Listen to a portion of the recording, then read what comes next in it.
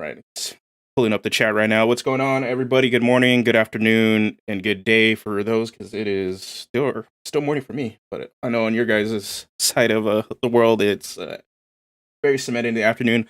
Hello, everybody. Welcome to Dungeoneers Pack Live. My name is Josh. Thank you guys for tuning in. Dungeoneers Pack Live is a weekly live stream where I and guests discuss topics for D&D 5th edition, provide you guys from some insights and solutions for problems you may have at your table.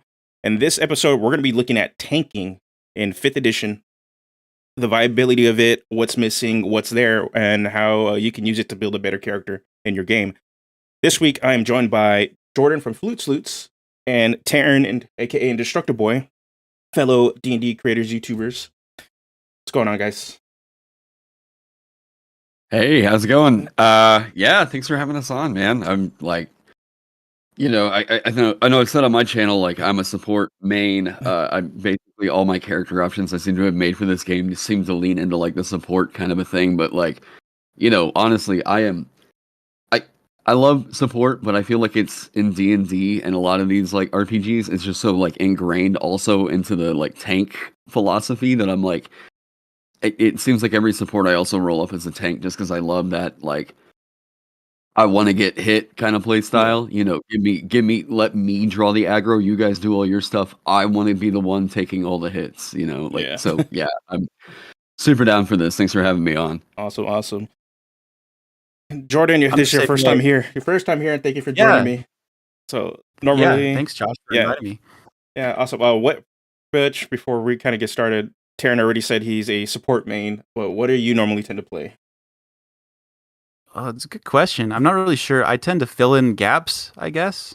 Like, I really like rogues, but I really like wizards and barbarians too. Like, it really depends on the group.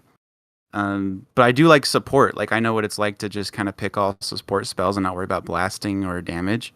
And even when I play Dota 2, if anyone plays Dota 2, I play hard support and support, and that's how I finally got my MMR up. So I like that support life, So I know what it's like to take a hit for the damage dealers, the DPS fellas, Yeah. See, for me, I'm in the same, but I tend to like fill gaps depending on what the party's there. Because whenever we start off a campaign, I come up with like 30 different characters, and then pretty much land on something that isn't similar to what anybody else in my playgroup is. But in any other game, I'm a tank main. Like that's my bread and butter. Nobody in my playgroup wants to play a tank. So Overwatch, I was a Reinhardt and Winston main. Like those are the two, depending on the comp. And there you go. Yeah, and any MMO I've played, I'm playing some sort of tank, some sort of fighter paladin, something of that nature. So it's very rare for me to get off of that. I'm glad you brought up Dota because, like, honestly, a lot of the experience I've got in Jordan, a lot of the experience that I think I carried over with me to D&D was from MOBAs in a way. Yeah. I played Smite a lot. Never got into League or Dota, but like, I mean, I think the philosophies really, carry over. And it was like, in Smite, you'll probably know like the mechanic of peel, like you want to get people off of your buddies. And to me, that was always like a super fun, really more active kind of a tank like play. So I think we'll have a lot of those like analogs that we can kind of draw between the video games we played and how we think about tanking in D&D. I agree. So let's kick this off. The first question, pretty much, how do you guys define tanking in 5th edition? Jordan, you want to go? Sure. To me, like broadly, tanking is like your ability to draw aggression and soak up damage more than others. That could be with hit points, resistances, other abilities you have, and then you also understand people say that there's certain characters that are squishier, their hit dice are lower. They tend to have lower armor class, and so there can be kind of a fine line also between like tanking and battlefield control, because part of tanking is kind of like plugging up an area and keeping enemies there around you to make it so it's less optimal, or they have to do like a pro-con sort of analysis to get away from you if they want to go for someone else, that sort of thing. But generally, like, I think if I were to sum it up in one sentence, tanking is soaking up damage and just keeping that damage off others. Yeah. I mean, I think like, a tank isn't just a high hit point build, in my opinion, or like high hit point, high AC.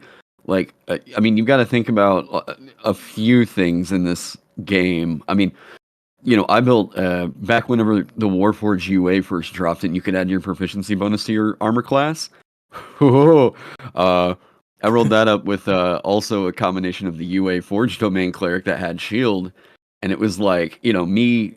It was Sir Hammond. He was So love this character. We didn't have a tank in the party, and I was like, all right, this is a spot that needs to get filled.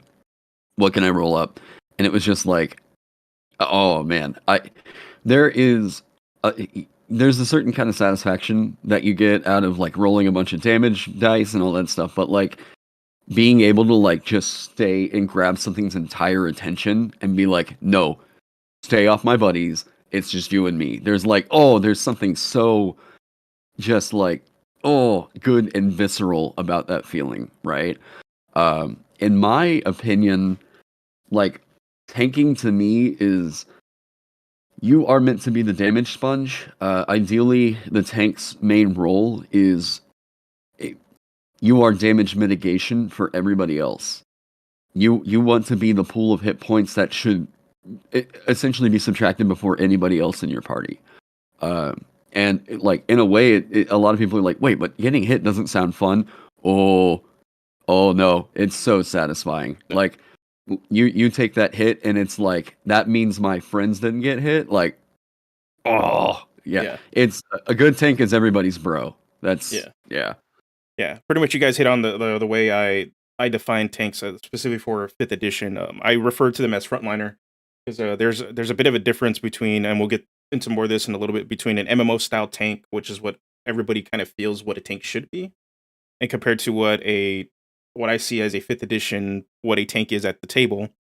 And that I consider them a frontline because they're not only just somebody that wants to take hits, they're able to deal damage. Every frontliner in this game can deal a considerable amount of damage, and due to the nature of just how slow this game could be depending on the rounds and all that stuff. So they do want your tank to actually be able to deal damage compared to MMOs where you're more about damage mitigation and just having features that just draw aggro, not necessarily having a high DPS, right? And right. And for me, a frontliner's main goal, right next to damage, is to have this area of control around them. But as you said, Taryn, mitigate damage to party members. That's really the big goal, is to mitigate damage that would be done to anybody else. But as I say this, we know how we define it, but does 5th edition miss the mark? Does it allow us to fulfill that style of play? And is this really tanking in 5th edition? I would say let's separate some terms, right? Yeah. So tanking, absolutely. Like, yeah, that's the thing. Things like a taunt, where you compel others to attack you as opposed to others, where you like are mechanically forcing them to do that. There's stuff like the compelled duel spell that Blah. tries to taunt. Yeah. I don't think I've ever used that spell, but that was like an attempt, right? Very early on when the game was first released. That was one mechanic that was built in. And then but like going to like the Dota 2 thing, like you're not Axe with your blink dagger jumping on everyone and making them attack you for 3 seconds while you retaliate against them, and there's not, but tanking is really just like being out there, and if the enemy goes for you, that's a win, right? Or your summoned units or whatever, because they're not going after those that deal the damage per second, damage per round in D&D, right? Yeah. And so it's, if you kind of separate some of those terms like the peel and the taunt and just say what's tanking, yeah, it definitely exists, but there's a different paradigm behind it, a different game design philosophy behind it, because when you taunt someone, you're also taking away their agency. And so the DM, it's not a big deal if the DM's like forced to attack you, right? But if monsters were taunting you and you had no choice but to attack them for like 3 rounds and like that's all you could do, like that would be that wouldn't be as fun, right? Because those sorts of effects just aren't as fun for players to experience. And so it's just a different game, but tanking's there. Yeah, I think like about the hardest we get, and I mean the hardest that we get to like the hard kind of peel that we see in MOBAs is you know, Ancestral Guardian Barbarian has the, you know, creatures have disadvantage on attack rolls that aren't made against you. Now, if you were reading Keith Amon's The Monsters Know What They're Doing, which like, hey, it's in every Barnes and Noble now as far as I'm concerned. Like, I mean, this is I think he won several Ennies over this book. If you want a great kind of like AI to plug in and kind of run your monsters for you, without removing the sense of interaction and immersion of, you know, your experience as a DM, The Monsters Know What They're Doing gives you a real good jumping off point. And if you're using that book, Keith Amon makes an argument that if a creature has advantage, they should probably always be taking the thing that gives them advantage. If you want to play them based off of like beasts are always going to act on instinct. They're going to act on their survival, like, you know, undead are going to act based off of whatever compelled them, right? Whatever brought them into their undeath is, oh, it's on Audible too. Yes. Thank you, Les. Yes. The undead are going to act in whatever manner compelled them to do so.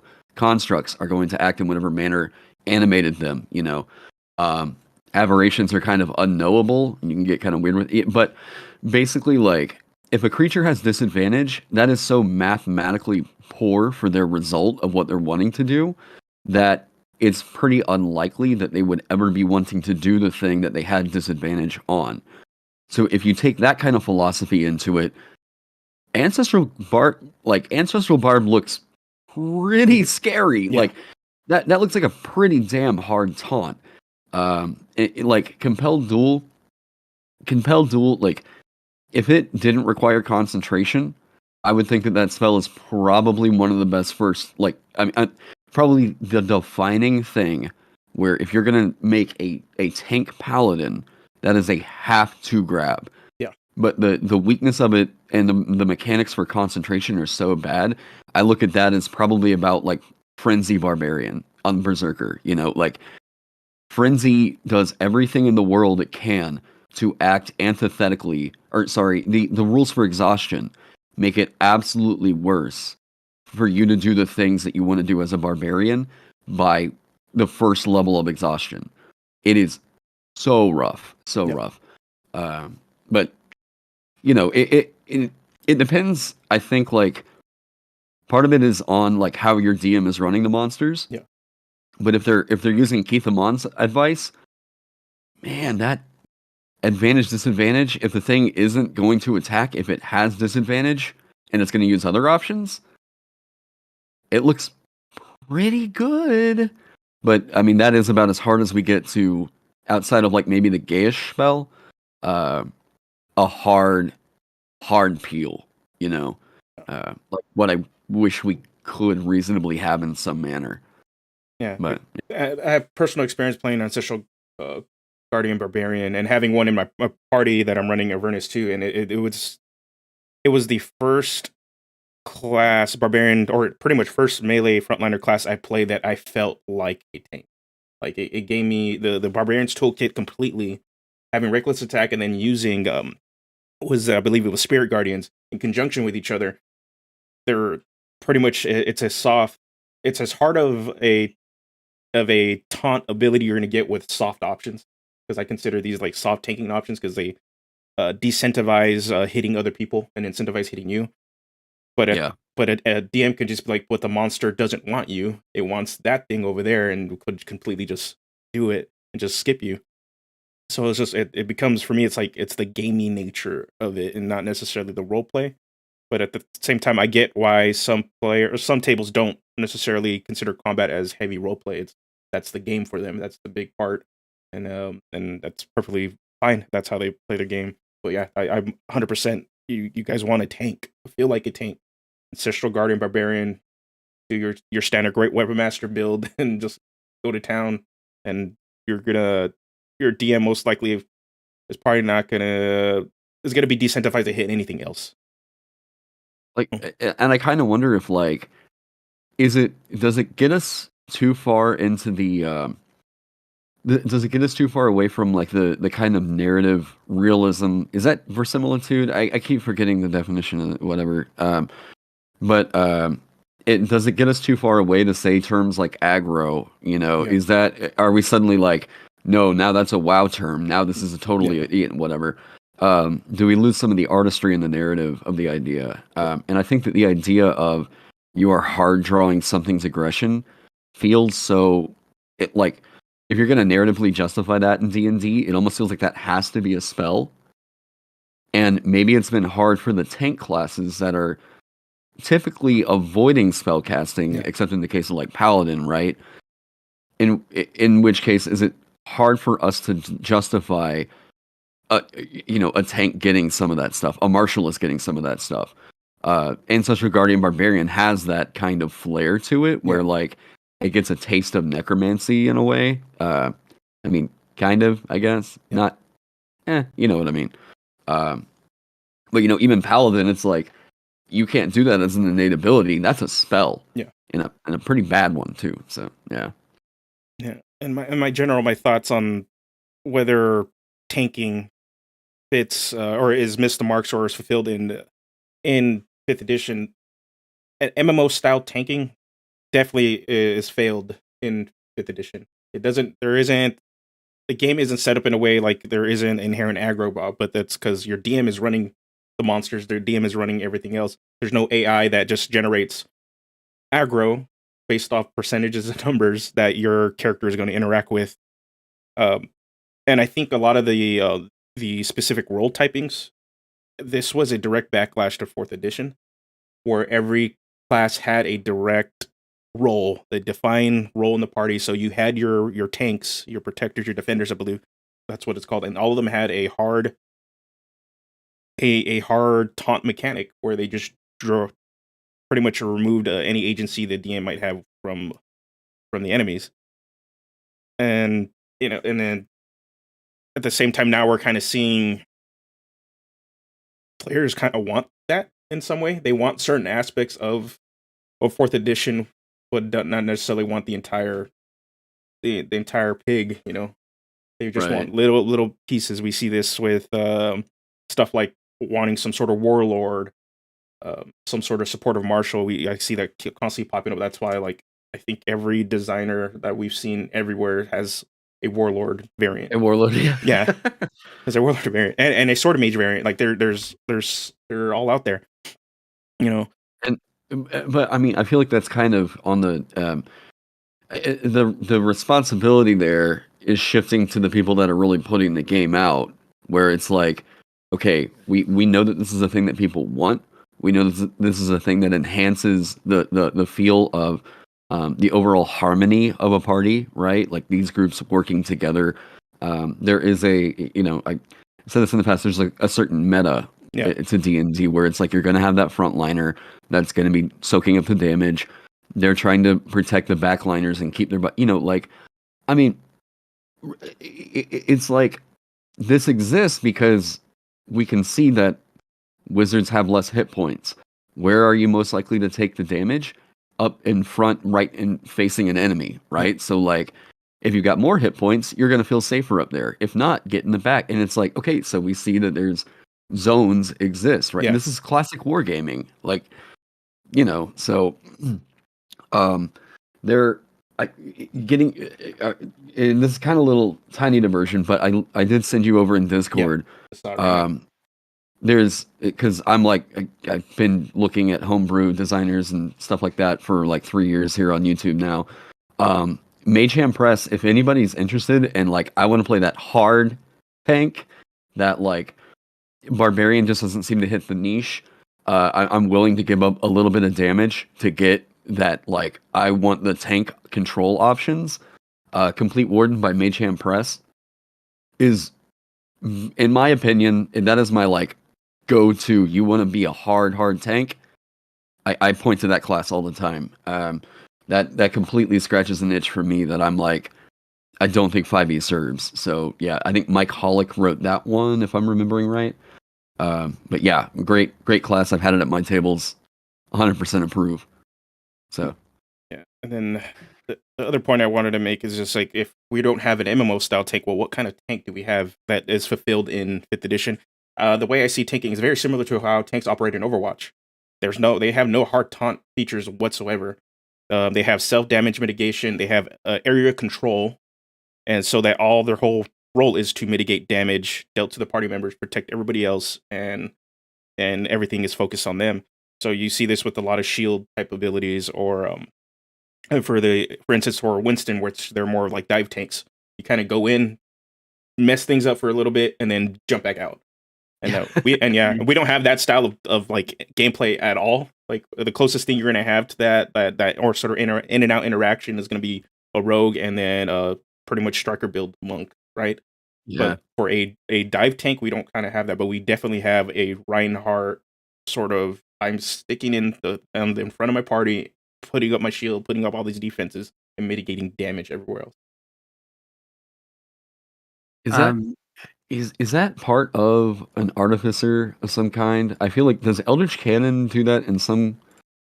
I thought there was like a protective force field that you could get. temporary hit points. Yeah, gives you temp HP within. I think you're for 30 feet. It's the The 15th level gives you basically a wall. Yeah. Your allies have half cover while within Oh, 10 yeah, feet of the yeah. cannon. So like that desire is there. Yeah. We know that narrative is super cool. The Reinhardt like 10-foot big, force wall. Like Yeah. yes, we want that, but is the game serving that? Jordan, you were I kind of butted in there. Yeah, you're good.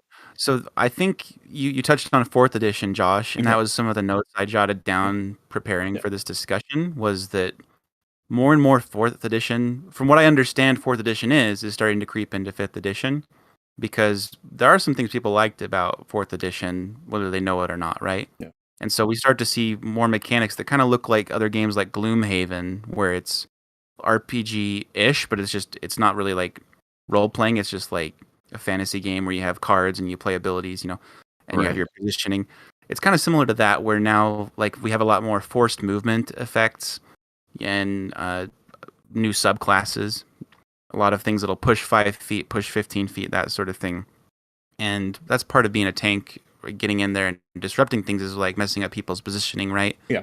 And being in the position that is most advantageous. But we also talked about like the different zones of like the frontliners up there front, and how there's not really like an AI running things.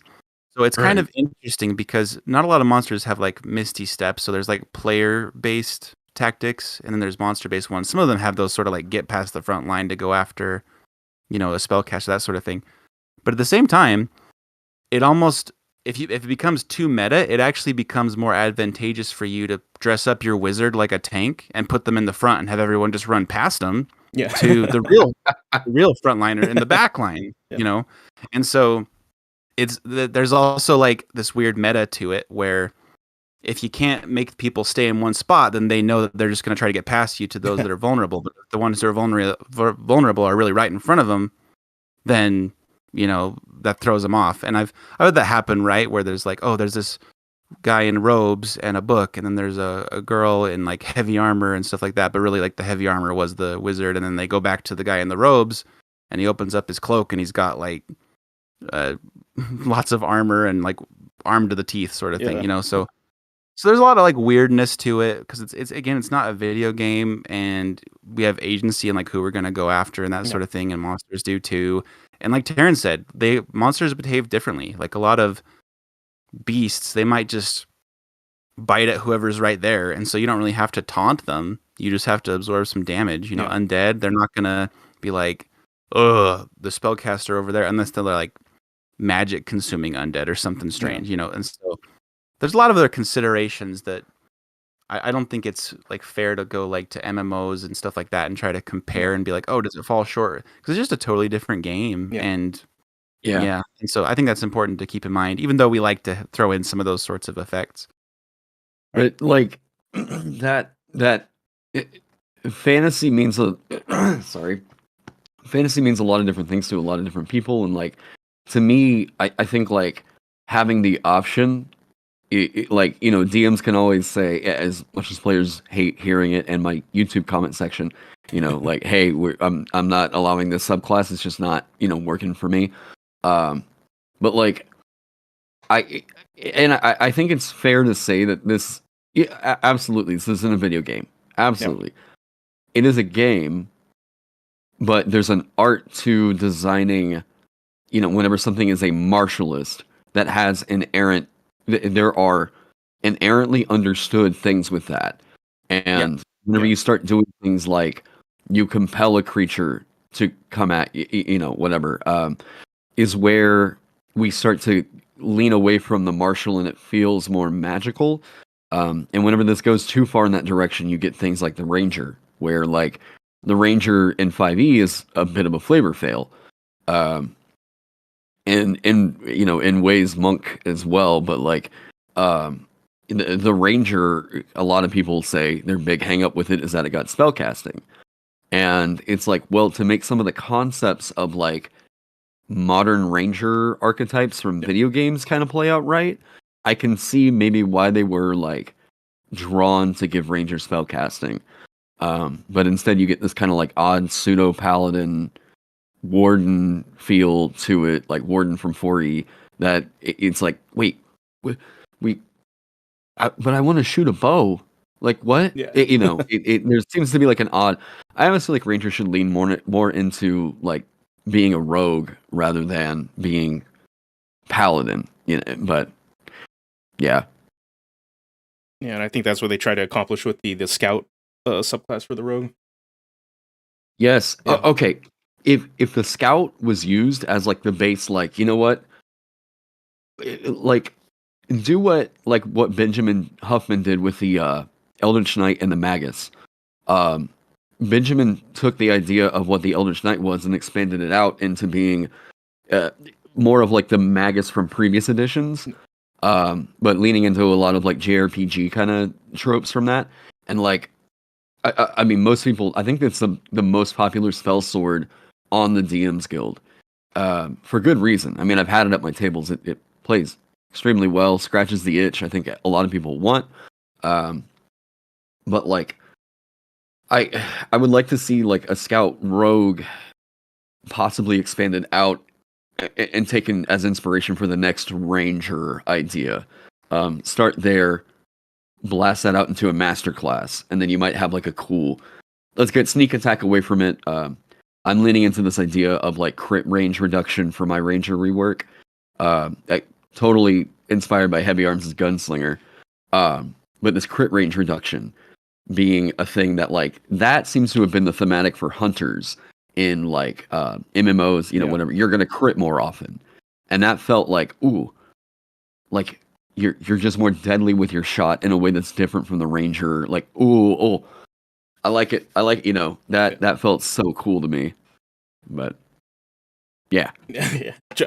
Jumping back into the tanks. Actually, we're gonna take some questions from the chat before going over some abilities for tanking. So the first one was actually super early on in the discussion. Go looking at spells. So Wolfsbane want to know, does crowd control spells like Web and Entangle help with tanking? Also, any feats that help with tanking? I think of those more as like control kind of spells. Web especially, it's a control spell because, I mean, does it help with tanking? Sure, but I always forget with Web if that affects you.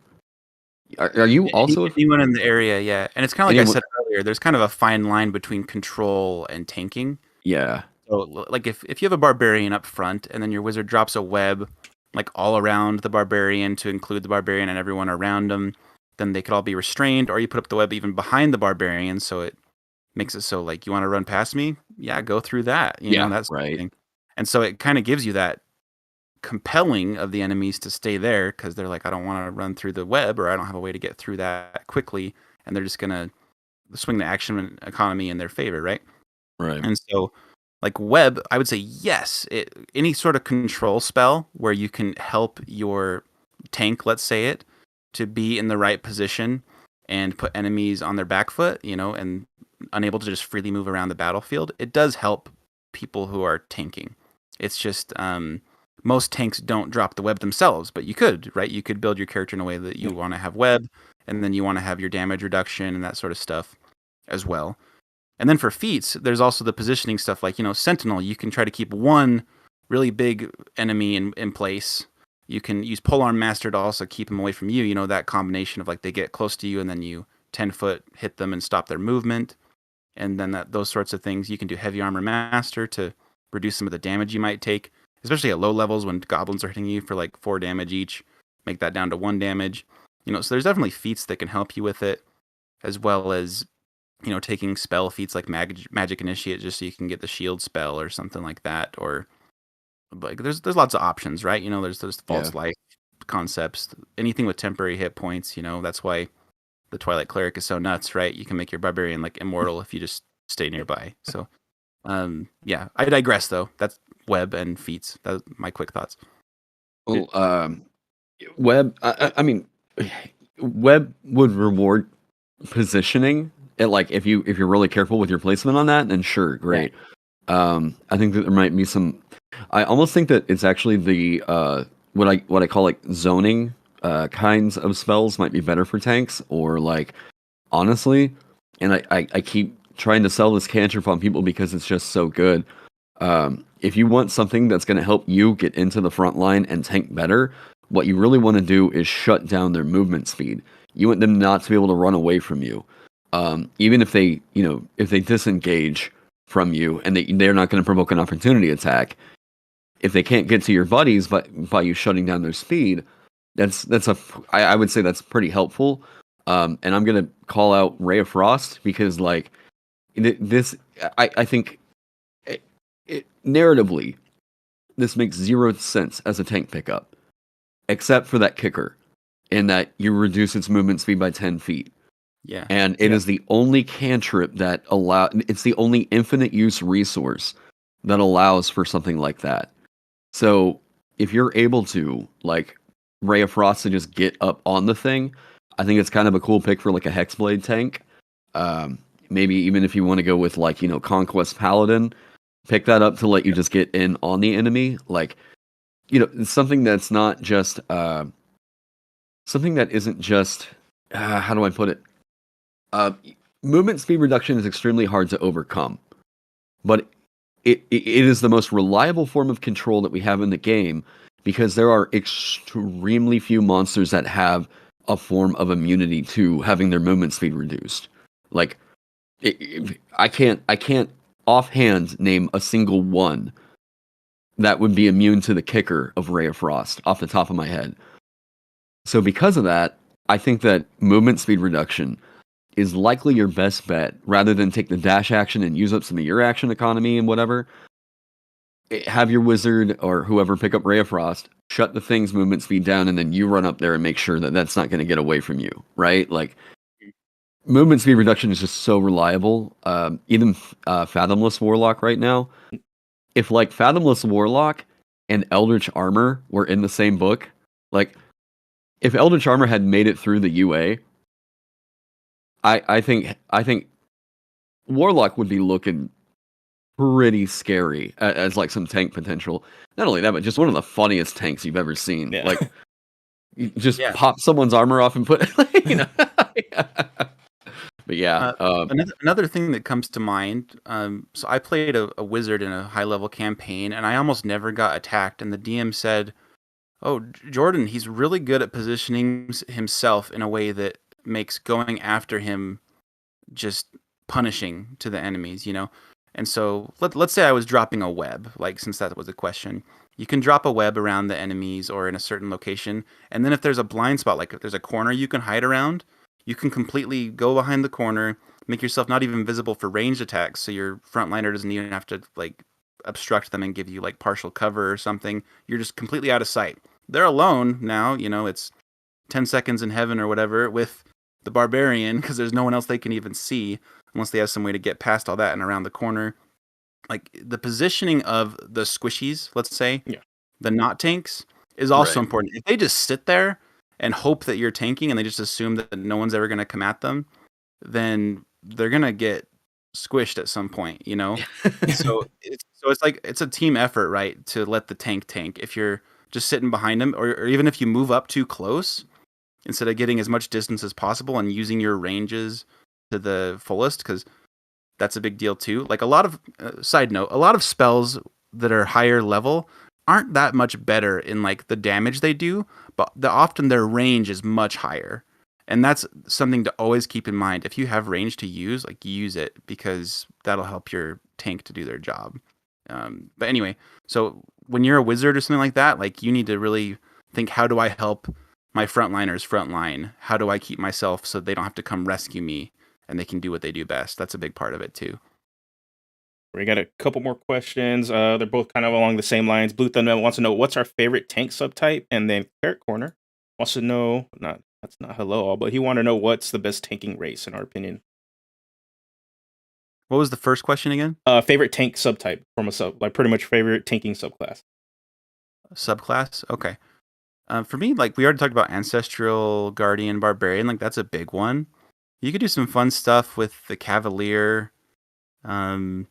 I kind of like this new Juggernaut Barbarian that you weren't wowed by, Josh, from the Taldore Reborn. You know, the critical one. I think you could do some fun stuff with that one. The Swashbuckler has, I think it's pronounced Panache, where you can. Panache. It's a bit of a taunt, right?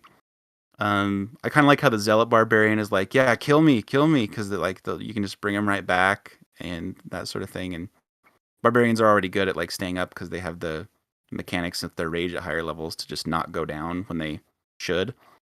In the Battle Master, you can do like menacing and goading attack. Now you can do bait and switch. That's one of the new ones. Fighting styles for interception and protection. Yeah.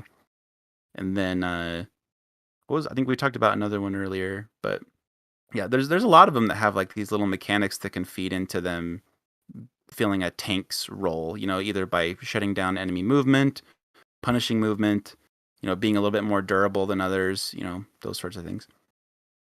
I mean, I feel like the class is going to get you all the control that you really want and give you a huge sack of hit points. Moon Druid. Moon Druid is a scary tank. I mean, like, do not underestimate that thing. I mean, this leans more into the idea of it as a big sack of hit points, but that big sack of hit points is attached to the best control spell list in 5e. I think Moon Druid is scary good, especially with the way that it's so good that WotC actually considers it to be disruptive to play. I mean, that's why we're seeing them completely rethink the mechanics for Wild Shape for any future editions. Like Jeremy Crawford, even on Twitter, and I know this is a thing. But Crawford's also kind of guilty about deleting a tweet if it looks to be like an official errata. But even said that they were considering doing an errata to Wild Shape to only give you temporary hit points rather than current and maximum hit points, so that way you couldn't keep healing them back up. But it was likely going to require too hardcore of a work to every druid for them to justify that hardcore of a rework, and they were probably going to put it off until the next edition. I have even put out like a bounty, like $20 to whoever can find me that tweet. I remember seeing it. Yeah. But you know, and I think Treant Monk did so much in his druid rework that I was like, yeah, this is. I agree with all the changes there. I can see why, because that way you won't be able to heal those back up. And whenever the druid drops to 0 hit points, they drop to 0 hit points. You know, that temp HP isn't going to bring you back from the dead or anything like that. You know, like, so I think that Moon Druid, as it currently sits, man, that's your big sack of hit points. You wanna go frontline Druid, Shillelagh. I mean, it's a fun, you know, they don't get the extra attack support there, but like, just wild shape into a beast. You know, you can get Ray of Frost as a Druid, right? That's not, or did they only get Frostbite? I don't recall. But yeah. While you look that up, another thing about being a Moon Druid is you can often make yourself a large creature. which means you plug up more Mhm. space, right? So you have a positioning advantage. A lot of hallways are like 10 feet in like 5e modules, I've noticed. So if you become a 10-foot large creature, you can plug that hole, you know? Yeah, that And area later you on, control. yeah, and often people don't get to like I think level 10 where the Moon Druid can not just do beasts but do elementals, and then you have damage resistances too. And so, yeah, that's a lot to consider as well. Well, I mean, look at what happens whenever you're a large size animal with druid, and then you have the sentinel feat. Yep. Your reach. Oh, Yeah. see what I mean? Like, ooh, that Yeah. is there is a lot of scary stuff you can do as a moon. And by the way, pretty damn cool tank flavor right there. Like, Yeah. ooh, I like that. So Yeah. I think if I were to say what my favorite build is, because back to the question, like someone was looking for what's our favorite, right? Of like a tanking build. Yeah. My favorite, I think right now is Tree Ant Monk's concept where he did Ancestral Guardian Barbarian, Echo Knight, and War Magic Wizard as like a triple multi-class. mhm. And to me, I think that hits all the notes for, compelling others to hit you, increasing your durability and AC, plus having some other spellcasting utility. You get Rage. You get the Echo Knight where you can use your Echo and do some shenanigans there because that's how Echo Knight is, because that's just crazy flexible, you know. Um, to me, that's the best build I've heard for just like straight tanking in like the traditional sense without giving up a lot of viability. I think that's a great build if anyone wants to check that out. I think Ancestral and Wolfsbane just said Rune Knight. Yeah, Rune Knight. I think if you go, oh hey, what's up, Rank? If you go, how do I put it? Rune Knight and you go Rune Knight and then you go Ancestral Guardian. Rune Knight has some absolutely absurd stuff that they can do with that third level loadout. Yep. That is insane. So like, wow, sorry. Yeah. So the loadout that they can get at third level gives you so much for a pretty small dip. You're going to get Action Surge on top of that. You're going to get Second Wind. Second Wind helps you tank. That's your damage sponge right there. That Action Surge. If you don't necessarily want to be dealing a lot of damage, Action Surge dash and emergencies that you need to get up on something. Action Surge shove attack to get something off of one of your buddies, whatever. But whenever you're the Rune Knight, you're going to count as a size, or you become a size larger. So shove rules are instantly better. Grapple rules are instantly better. Ancestral Guardian Barbarian for the really reliable, I'm going to rage. So there's a lot to keep track of there. But like, there's a lot to keep track of there on your character sheet. But I think if you're wanting to tank and have that amount of control, like, man, I mean, that's kind of a hard build to beat right there. Like, and I mean, I know people keep referring to War Magic as like the good, like 2-level dip for a lot of tanks. I still want to look more into that one because I don't know, I'm still not completely sold on it as a concept. But I can see why, because it's like what the +2 AC. Trying to remember how exactly everything works. So you get every round. Yeah. When you hit by an attack or fail a saving throw, you can use your reaction to gain a +2 to your AC, and that against that attack, or +4 bonus to that saving throw. And that's another point, right? Is we often think AC like we're weapon tanking, but saving throws are part of the game too. So if you have some way to fortify your saving throws, which fighters get later with Indomitable, right? Somewhat. Yeah. Right. One reason the War Magic Wizard is so cool is you just have this resource to keep doing it, and all it really nerfs is what spells you can cast on your next turn. But if you're just using Booming Blade to make someone not want to move away from you, then like I think you could even like on the first round of combat cast Booming Blade so they don't want to move away from you. Your Ancestral Barbarian stuff kicks in, and then you rage it as a bonus action after you cast the spell. Like there's some like order of operation stuff you could do and have some fun. And Cleric's Corner also asked favorite race for tanking. Yep. Genocide, Earth Genocide right now. Yeah, the new one. Oh yeah. is a cool change they made Yep. to that one. Blade Ward is a bonus action. They took a pretty okay cantrip, and Pretty good. Yeah. I mean, you're getting the tank out of Rage, but you can slap that onto any class you want to play. Man, that's looking scary good. Like, I love that kind of design that takes something that's traditionally bad, but being like, but if you do this, it's actually viable. I love that kind of design choice. I think a lot of people would also point to the Goliath because of their stone's endurance, where they just like roll a d12 plus con to Yeah. reduce some damage. It's not crazy, but that's something. I personally really like half orcs and like how they can be at 1 hit point instead of 0 once, Yeah. that kind of stuff. I've always really liked Warforged is their another of my lord. favorites, just because that plus Yeah, 1 AC. Warforged is great. Um, what's it called? Tortle is also probably another good one for their armor class calculation, especially if you're playing more of a mad sort of tank. Just not having to worry about dex at some point if you're going to go more magic for whatever reason. Just having that Yeah. straight 17 and just rock a shield, you're already up at 19 AC. You're good to go. Yeah. You Well, could also get some that aren't obvious, right? Like UNT Pure Blood with their magic resistance, though I think they're getting nerfed. I forget if they lost magic resistance in it the only more. affects spells. Yeah. It no I know longer every affects spell. magical effects. Yeah. So But it's something that can help against certain spellcasters and that sort of thing. And I think, are there any races that give you like an optional like D6 to like add to a saving throw, kind of like the Divine Soul Sorcerer does? Is there a race that does that? I can't think of one, but that would also be useful. that's a Off the top of my head, no.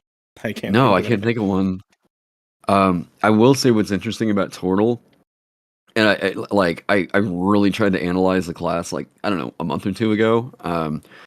I forget what we were doing, but that race came up in my Discord, and we were like trying to crunch out like where we thought that thing sat really well. And it's like Tortle, that shell defense where you can withdraw and all that stuff. I was like, this is so clunky. Why would you ever use this on a frontliner? And I was like, wait,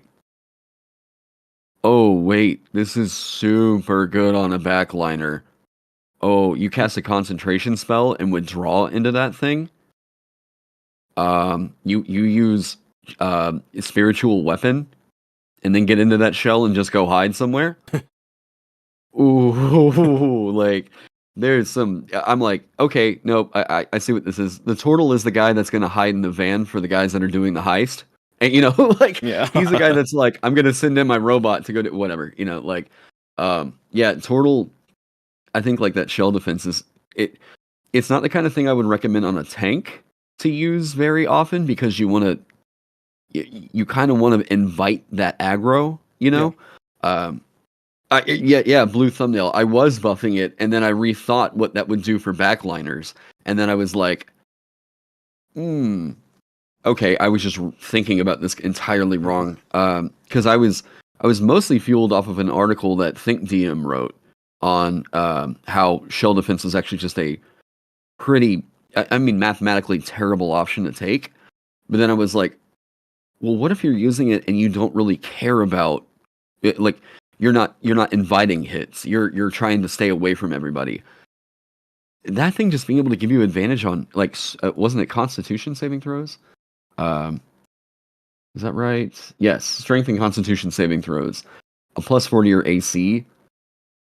Man, advantage on concentration checks. Yeah. Like there's so much good stuff to be had in that thing. So I don't know that I really want to touch it right now. I can see why people are kind of leaving that as is these days. So yeah. All right. We said a lot of the mechanics, so and pretty much to answer some of these questions that came up. So what are key mechanics and classes, subclasses are in the game that allow for this tanking role? I'm going to start off with some of this. Obviously, when I look at a frontliner or a tank option, I want options that give me some sort of area control and party damage mitigation. Those are like the two main things I look in. For hard options, the Sentinel feat, you're just completely negating an enemy movement flat out. They're not getting away from you as soon as you smack them with your reaction. The slasher feat as something similar, as long as you're using a slashing weapon because it slows their speed down. And then we've already mentioned Oath of the Crown Paladins Channel Divinity Champion Challenge as just a hard taunt. Closest thing we're going to get to, I think it's very similar to the Compelled Duel feature. Actually, never mind. No. Oath of the Crown Paladins Champion Challenge locks down enemies within a 30-foot radius of you. So they can't leave that area. So I always forget about that subclass. Why? As a bonus. Yeah. Well, I mean, it's in Skag, like, exactly. As a bonus action, you issue a challenge that compels other creatures to battle with you. Each creature of your choice that you can see within 30 feet of you must make a wisdom saving throw. On a failed save, it can't willingly move more than... That's such good lockdown. Yeah.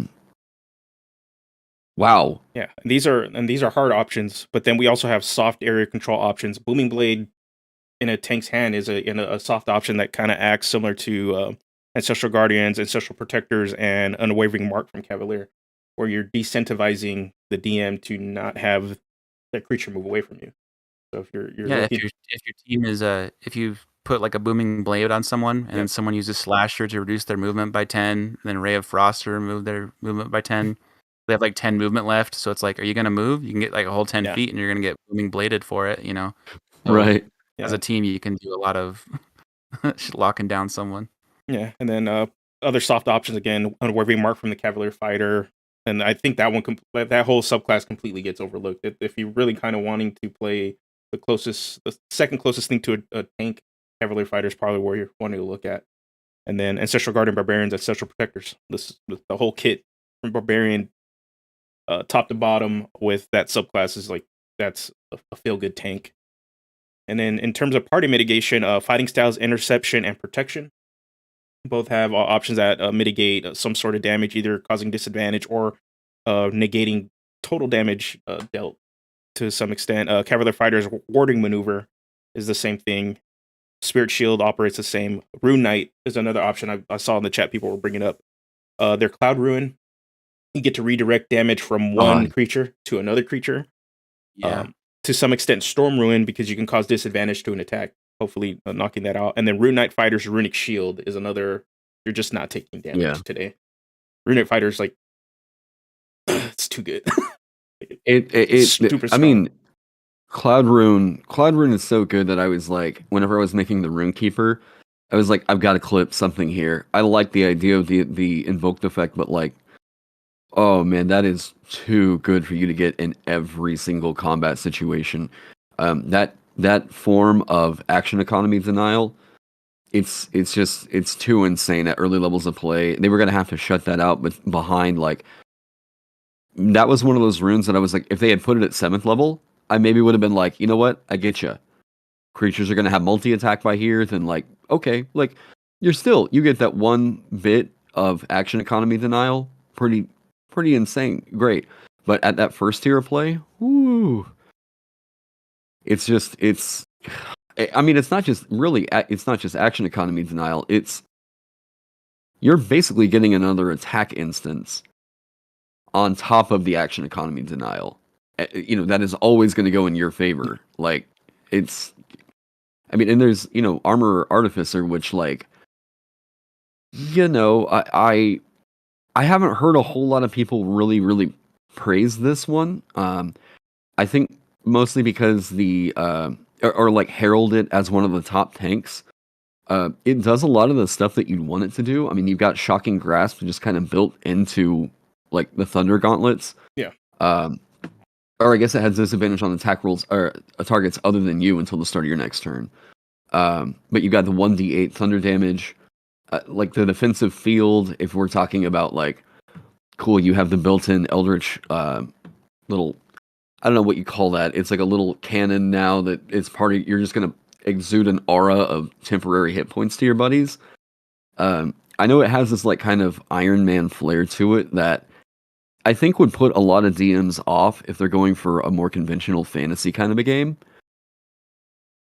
But, it's in a book, so I'll at least shout out that, like, this is another way to tank. But yeah. We actually have another question we got a question from Rich. This one is, pull it up. Rich Mary asks, do you think the value of taking drops off after level 10? Not And really. I mean, enemies are going to be doing more damage. Like yeah, it. and his reasoning is by the time you get to level 10, every player should have an element of tanking a hit, or pretty much of taking a hit. So that's why he's saying they with the more hit points. But I agree, the more hit points you get, more hit points, but enemies hit harder and have stronger features that get around just your HP at times. You know what And else the is something to consider is a lot of big monsters at those levels. It's easy to miss that their attacks often have like a reach of 15. And yeah, so you need to you might think that you're in a good enough position and that sort of thing, but they can often take up like 15 by 15, if not 20 by 20 square, and then like their threat range is like 15 feet around that. And so that's something to be aware of, but I've never really thought tanking dropped off, other than like heavy armor master like being better at low levels. Mm. If anything, you just get more tools to tank better, which is more important because the monsters have more damage output. So I'd say it grows in necessity, and your party's ability to kind of team up on enemies, kind of like we talked about, like someone drops a booming blade, ray of frost, slasher, there's, or like a web, force cage, those control things in addition to keeping them next to whoever can deal with the damage, and mitigate it in some way. Those are all really important things to pick up even at late levels, I'd say. and those like later, saying that characters tend to get some kind of a defensive feature at those later levels. Like, yeah, but they're not as they don't have the other defensive features that other specialized tanks have. They might get one or two, like the form of an immunity or resistance, which is great, but that's usually. Let's look at Forged Domain Cleric. That thing is made to be a tank, but it gets +1 AC, and it gets resistance to fire damage at 6th level. 1 damage type. Later on, it gets the immunity to fire, and it's, if I remember right, the thing got resistance to bludgeoning, piercing, slashing, right? I think so. Or am I I believe thinking? so. I think there's definitely one of them that does that. Yes, while wearing heavy armor, from non-magical attacks. So like it's still situational in there from non-magical attacks.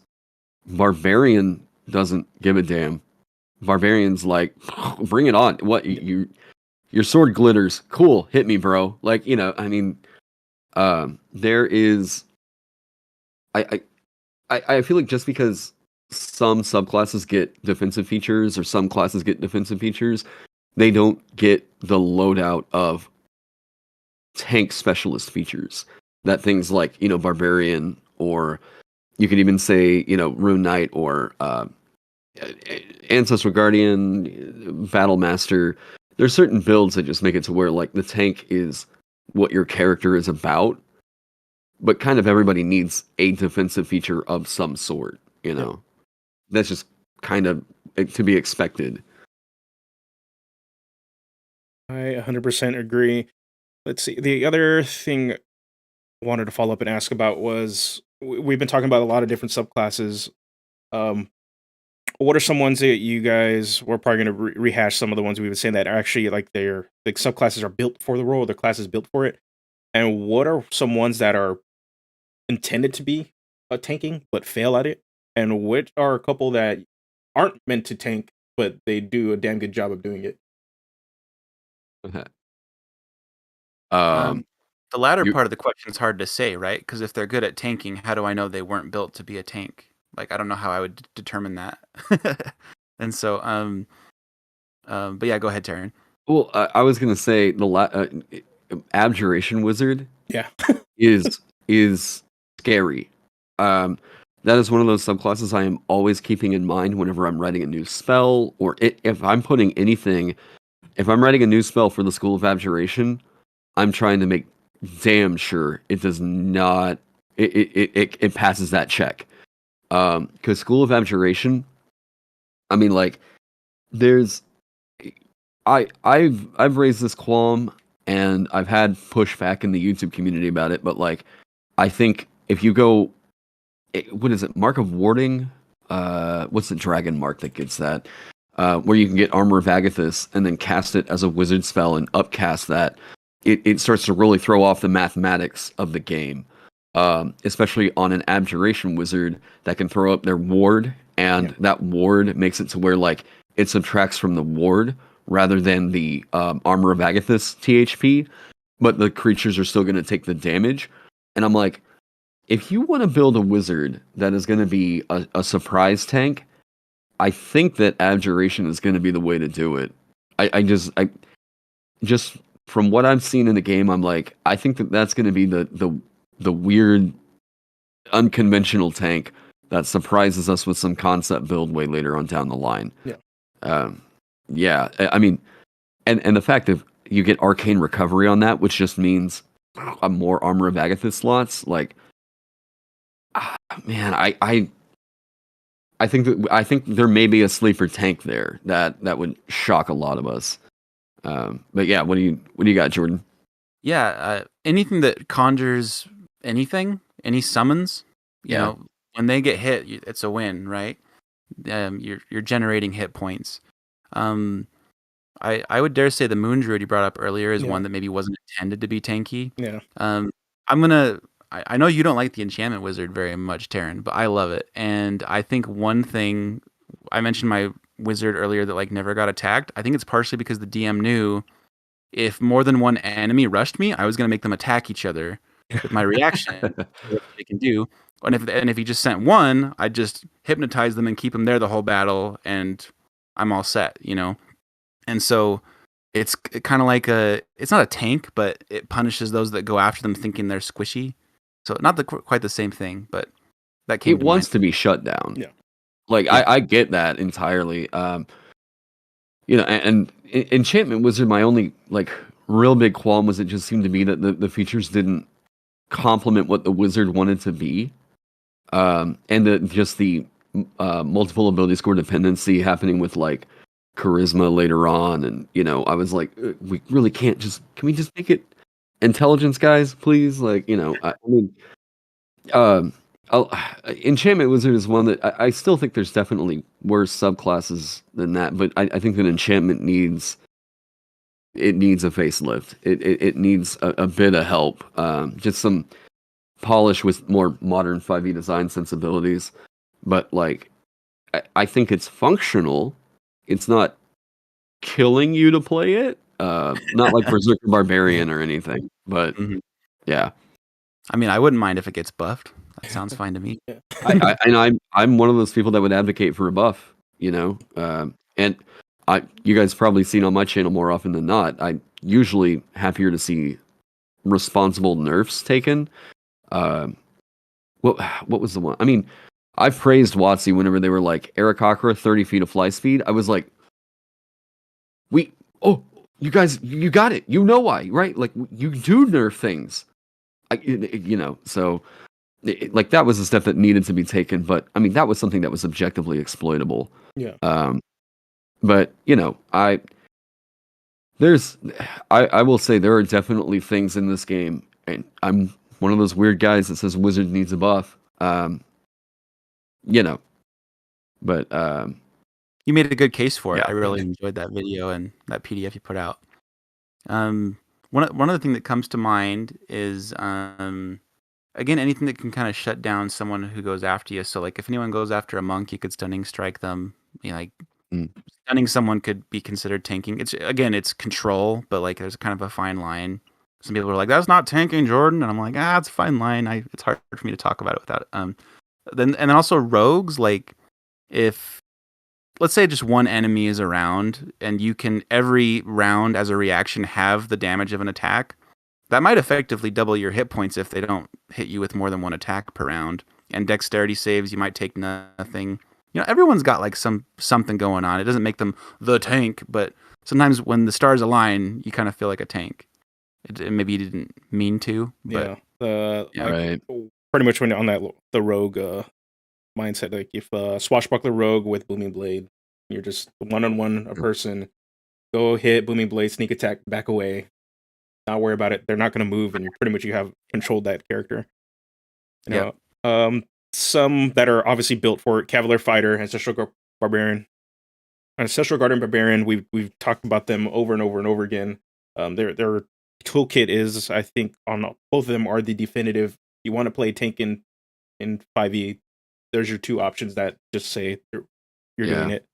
Um, there's a couple other, I think, especially in the fighter, there's a lot of classes or subclasses that aren't necessarily built for it, but they do a good job of doing it because it just depends on how you necessarily put them together. Eldritch Knight Fighter is one of those. I think Booming Blade helped out definitely a lot with this to give it that sort of soft tanking feature, but the high AC, absorb elements, shield, and then just pairing with heavy armor, you just stack up a ton of you're very, very hard to hit. And then add in some of that spellcasting, you're going to have some control options at your disposal that you can use as area control spells. So like earlier, Jordan, you brought up the web spell. Well, that just makes me think, make a flavored Eldritch Knight fighter that's kind of like Venom Spider-Man sort of inspired, and they just drop web on themselves, sticky everybody around them, and then they just go to town. Nobody's moving away from you. You know? Rune Knight Fighter, they have the 2 cloud runes, but a lot of their... I think I thought of one. Go for it. Yeah. Yeah, so the second part of the question, like, what's one that fails at tanking that, like, seems like it was meant to? I think one that maybe would be the Blade Singer. I'm not sure, but it seems like they wanted it to tank a little bit. Like, you even had that reaction to, like, use spells to, like, mitigate your damage, and those options aren't really that great. You still want to not be a frontliner as a Blade Singer, typically. That's the only one that comes to mind where it's like, maybe they wanted it to be, but isn't that good. They wanted it to be a harasser where your job is to kind of roll into the front line and pop out. But it gets a plus with the AC rather than help with like attack rolls have disadvantage against you, or like even creatures can't make opportunity attacks against you or something like that, right? The thing that you really want if you're meant to get in there and get out is a feature that allows you to do something like that, So Blade Singer getting the bonus to its AC equal to its intelligence modifier, not bad. I mean, it's hard to knock. I'm not going to turn that down, but like, I think what would have been more helpful in maybe enhancing that kind of a sense and getting across this idea of grace on the battlefield is like attack rolls made against you while you're, during your turn or whatever, have disadvantage while you're in your blade song. It's something that wasn't just like your AC is just high. AC means different things to everybody, but I think the first go-to is like armor, but yeah, it's a bonus because you're magically graceful. So I think you could get creative. Like if you take the mobile feat, you could because their extra attack is like a regular attack, and then you could booming blade and move away. Or if you don't have mobile, you still have your bonus action. You could Misty Step away. So it requires you to get creative. Like you can do some fun things as like a striker, but just sitting there in front of the enemy, typically wouldn't recommend it for a Blade Singer. Right. In some, I mean, like Tensor's transformation could help out with that. Maybe. I keep forgetting the interaction between that and Blade Singer.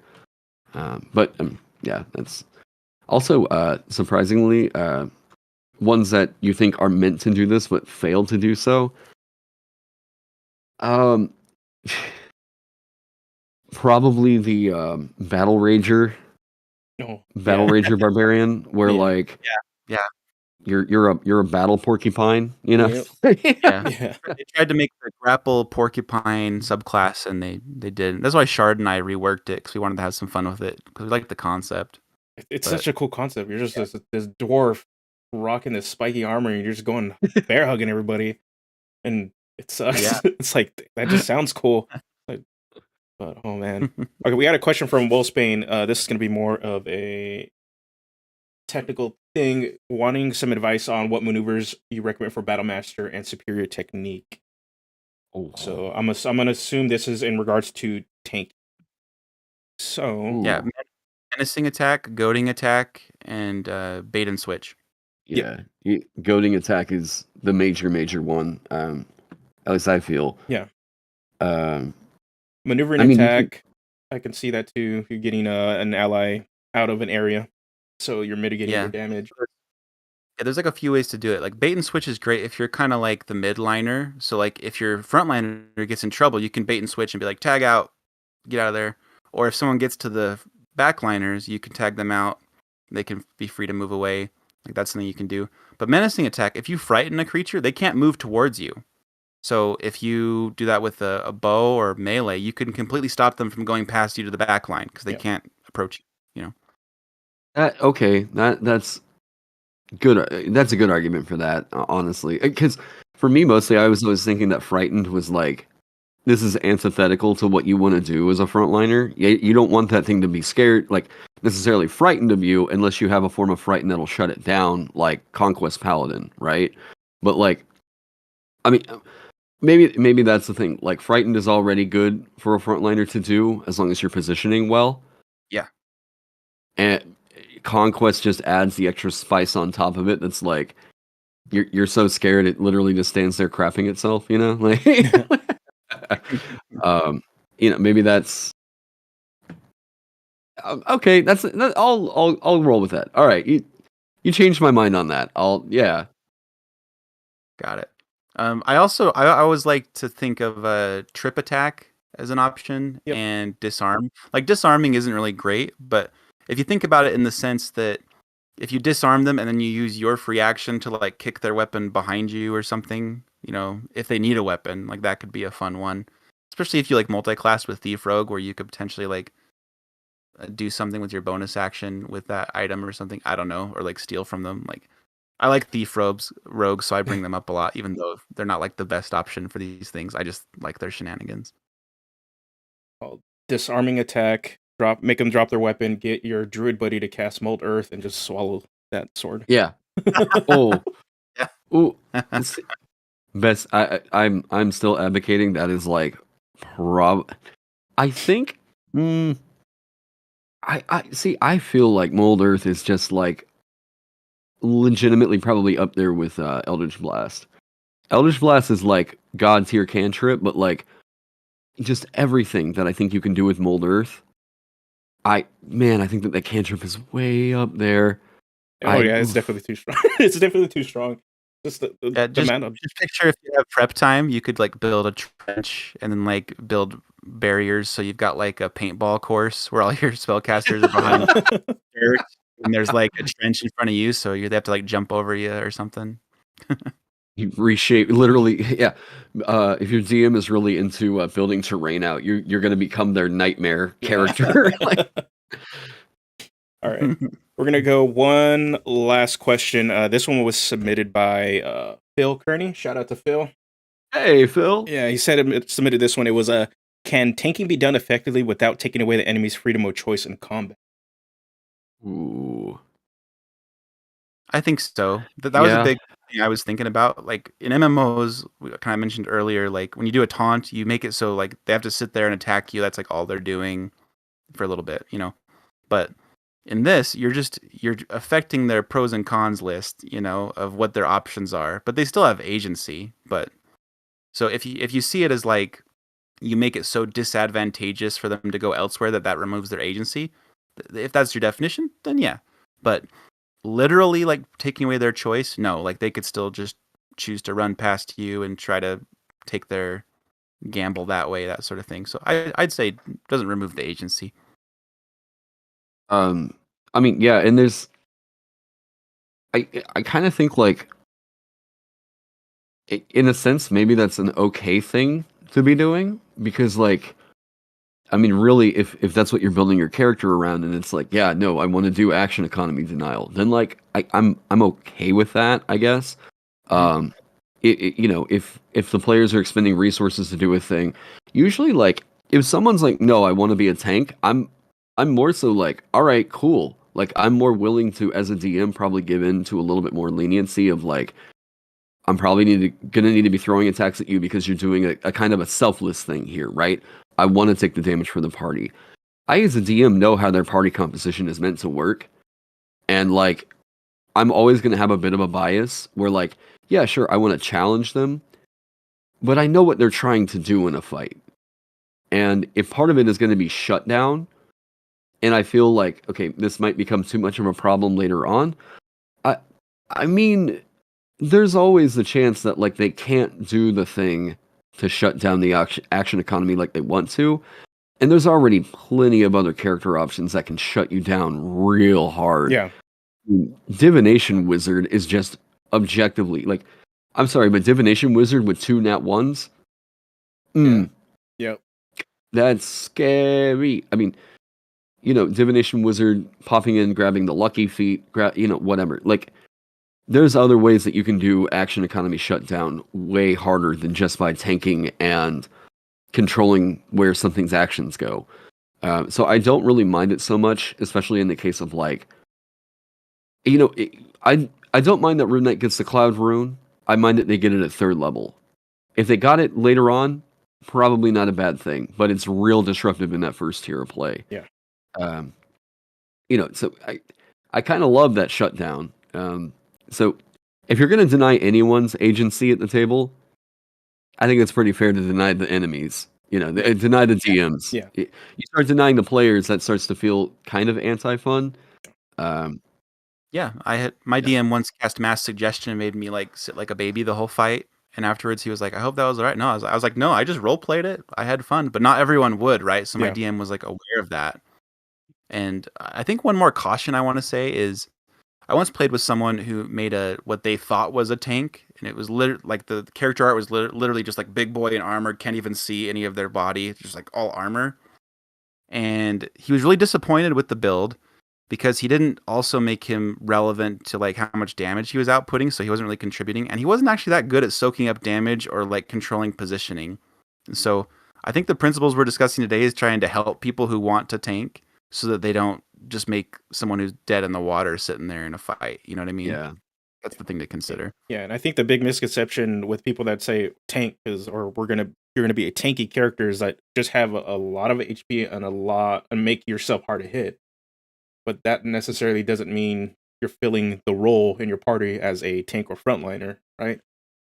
Right. So There's more mechanics you need, and there's more just knowledge of how to position yourself and those sorts of things that go into it. Yeah, and Fred brought up a point earlier. It's sort of too far up in the chat, but about simple tactics. And it reminded me. I think marshals in general have more of a need and incentive to understand action economy to really excel compared to spellcasters who can literally just cast a spell and just that's it. Like your enemies Right. handle, cast a spell. But marshals really need to have a good grasp. Martial character players need a good grasp of action economy to really understand how to force an enemy to expend it. So understanding, especially tanking, you're wanting the focus of the enemy to use all 3 attacks on you. If they have multi-attack.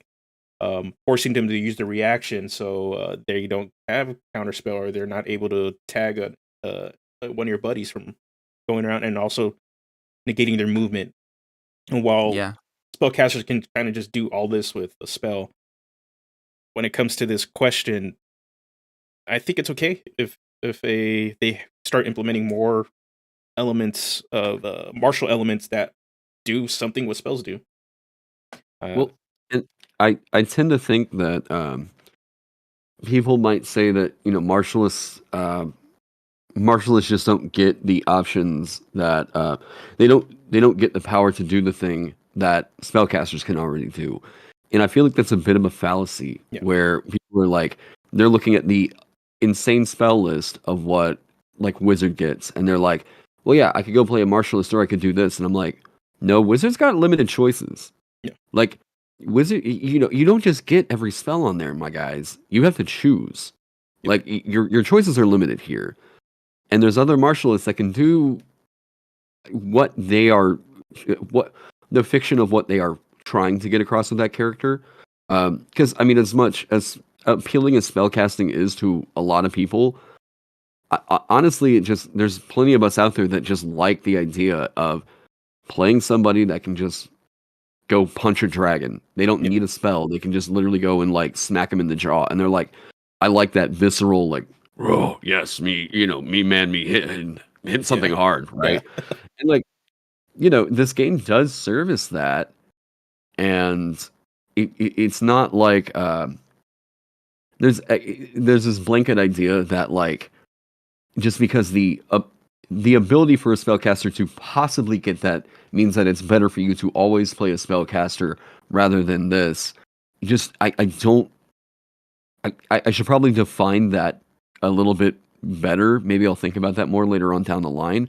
But this feels like a fallacious a thought process, in my opinion.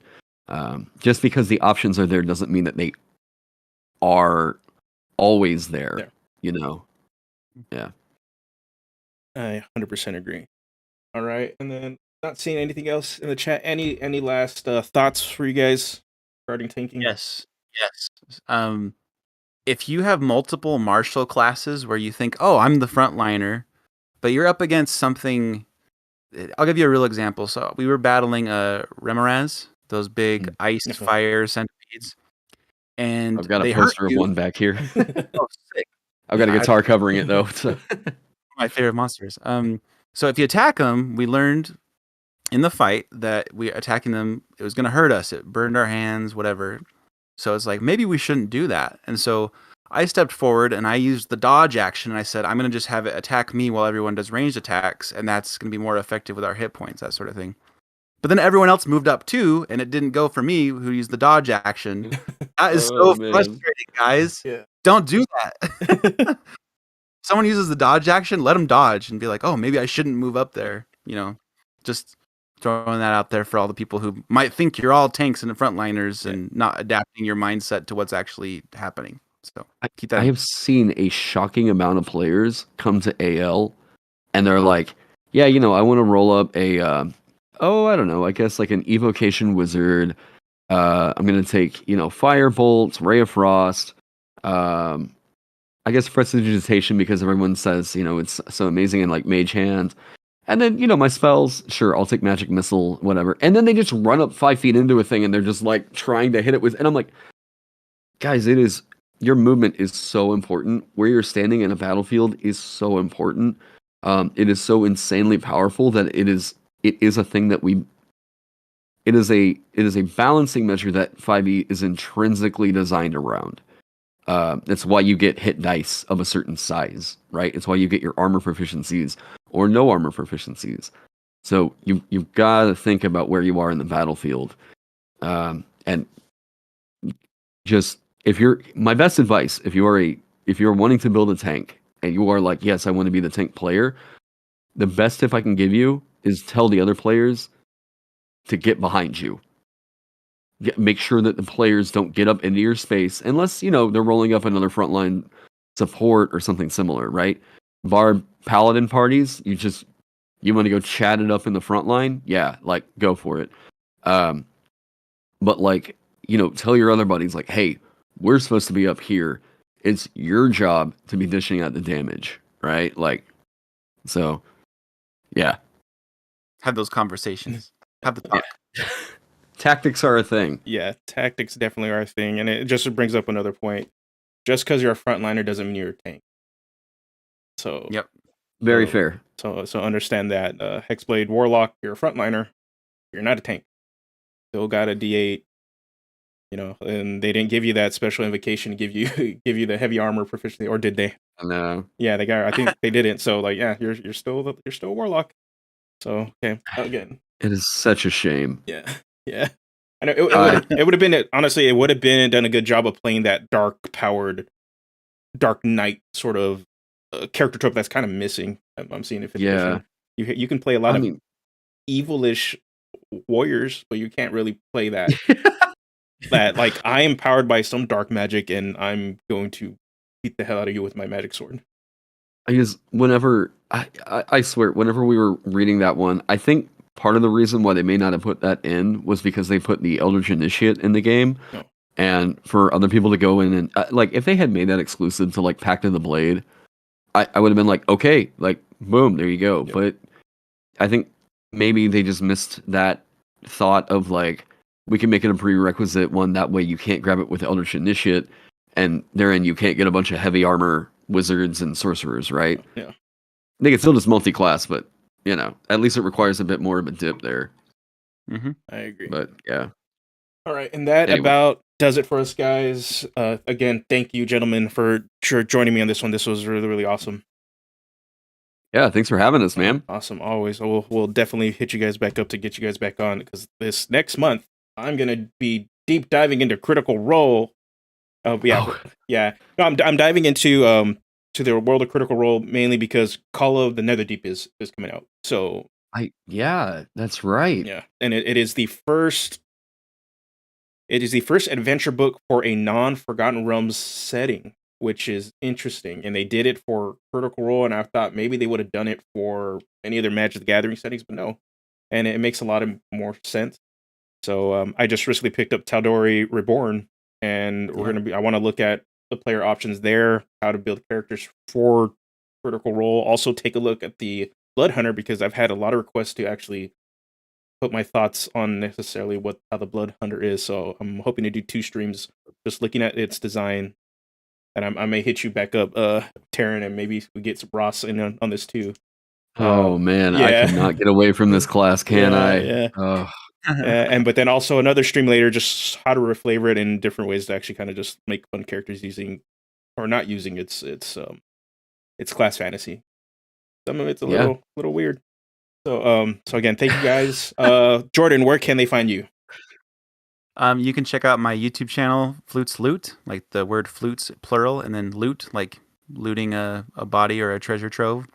And flutesloot.com, it's the website my wife and I run that we had long before we had a YouTube channel. And my wife also makes a lot of cool designs on Redbubble, if you look for us there. Oh, cool. Oh, sweet. We have a Patreon recently, too. We've got a few patrons for our exclusive Discord and some monthly PDFs and that sort of stuff. The kind of things we put up on DM's Guild, you just get for free. You can find us there, too. Awesome. And then, Karen, what you got going on? Where can they find you? Oh boy. So my link tree for all my stuff should be down in the description. I checked it earlier, so that's all. I'm over on the DM's Guild. I'm the designer of the Merchant, the Dancer, and the Runekeeper classes. Just dropped the Runekeeper this month, and it went silver bestseller in less than 2 weeks, and Nice. blew my mind. Yeah, I've been stoked to see that thing take off. I have live streams of the whole, well, about 80% of the design process over on my YouTube channel. So if you're interested in you maybe you want to get into homebrew design, you want to learn about like what some of the like professional designers are doing in the scene, come check out my channel. I bring on a lot of other guys that are also big pros in the scene. I also host now thanks to Josh here. Yeah. Ross and I were inspired to host I don't know if we're going to do it every 2 weeks or not, but we host a podcast live stream about D&D game design and everything. And I think the next one we're going to get up, I think we might be able to get Heavy Arms on there as a guest. Nice. So that's going to be fun. That's going to be super fun. And yeah, other than that, come check out my channel.